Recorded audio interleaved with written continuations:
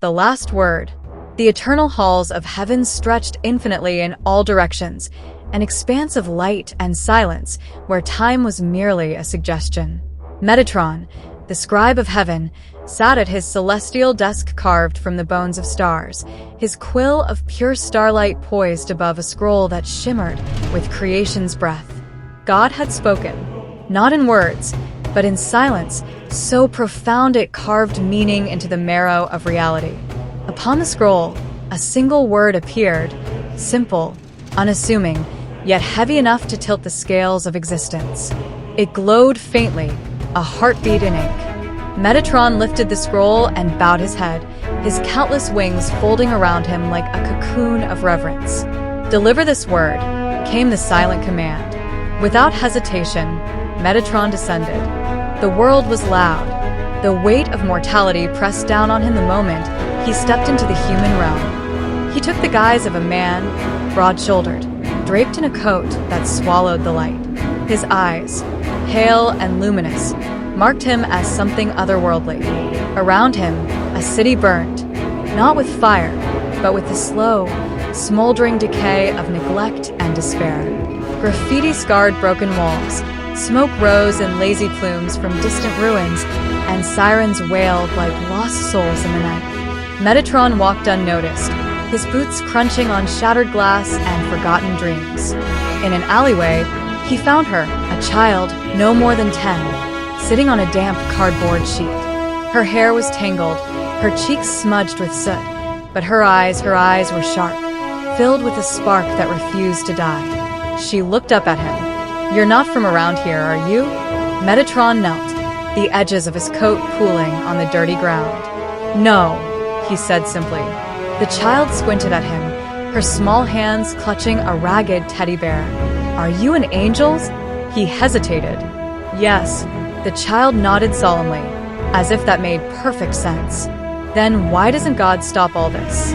For a moment, Metatron said nothing. How could he explain the balance of free will, of choices and consequences, to someone who had seen more suffering in her short life than many had in decades? Instead, he reached into his coat and handed her an apple, golden and untouched by decay. She took it with a quiet gasp, biting into it with relish. "What's your name?" Metatron asked softly. "Samira," she said around a mouthful of fruit. He smiled faintly. "Hold on, Samira. The world isn't done yet." The city revealed itself to Metatron like an open wound. Festering corruption, raw anger, and hollow prayers whispered into the void. Leaders gave orders from towers of glass and steel while the streets below choked on hunger and smoke. People fought for scraps, both literal and metaphorical. And yet, amidst the noise, Metatron saw flickers of light. A medic working tirelessly through the night. A stranger sharing their coat with someone shivering in the cold. A musician playing a battered violin in a subway station, their music a fragile bridge over a chasm of despair.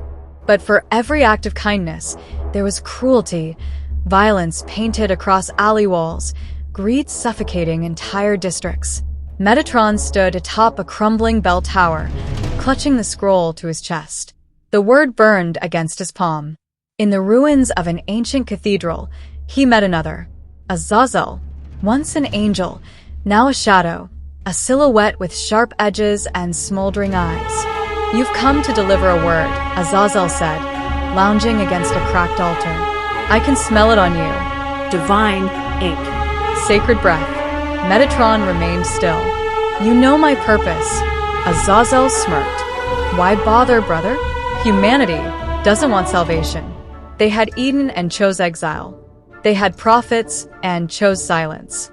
They had love and chose war. It's not about what they want," Metatron replied. "It's about what they need." Azazel circled him, boots echoing on cold stone. "And what if they don't listen? What if your precious word falls on deaf ears?" Metatron's gaze didn't waver. "Then I will have done my part." Azazel chuckled, a hollow sound. "Always the faithful scribe." "Fine then, deliver your word, Metatron. But know this. If humanity rejects it, the blame isn't on them. It's on the one who sent you." The fallen angel vanished into smoke. Samira found him again in the ruins of a library. She tugged at his coat. "You look sad. Did someone hurt you?" Metatron knelt again, his face close to hers.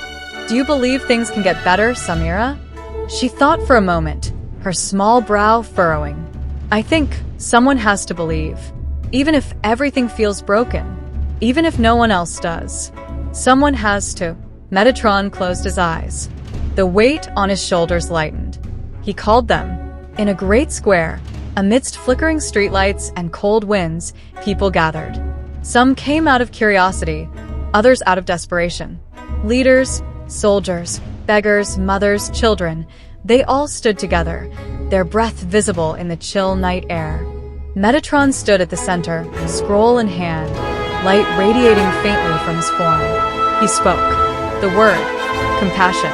It rippled outward, not just through the air, but through hearts, through bones, through shadows. Some fell to their knees, weeping. Others turned away, too afraid of what it might mean. But a few held on to it. A soldier lowered his weapon.